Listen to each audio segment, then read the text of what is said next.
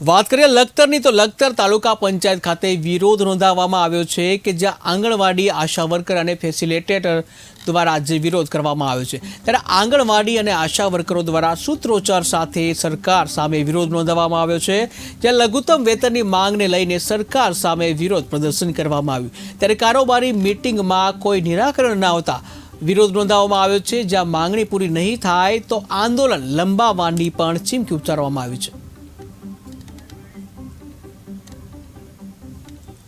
શ્રીને એટલું કહેવું છે કે જ્યારે સરકાર શ્રી આટલો મોટો પ્રોગ્રામ મહિલા સશક્તિકરણનો જ્યારે ઉજવતો હોય, આખી દુનિયા એ પ્રોગ્રામ જોતી હોય અને એમાં આંગણવાડી વર્કર, હેલ્પર, આશા વર્કર અને કોઈની પણ બહેનો સાથે આવો અન્યાય કેમ કરે છે? મારી સરકારશ્રીને નિવેદન છે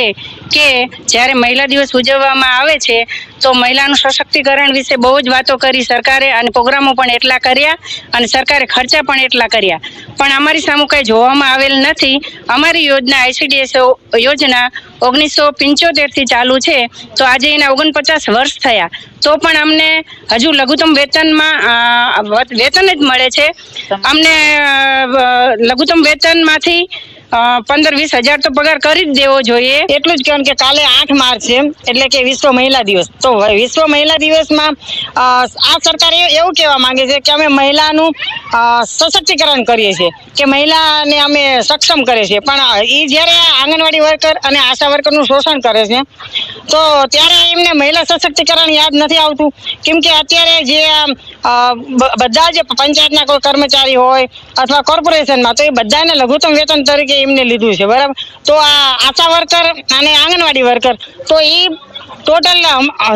શું કહેવાય કે જે બાળક પેટમાં હોય માતાની ત્યાંથી આશા વર્કર એનું ધ્યાન રાખતી હોય કે એ બાળક જન્મી જાય, એનું વેક્સિન થઈ જાય, જ્યાં સુધી બાળક 5 વર્ષનું ના થાય ત્યાં સુધી આશા વર્કર એનું ધ્યાન રાખે છે। પછી એ APL લાભાર્થી હોય કે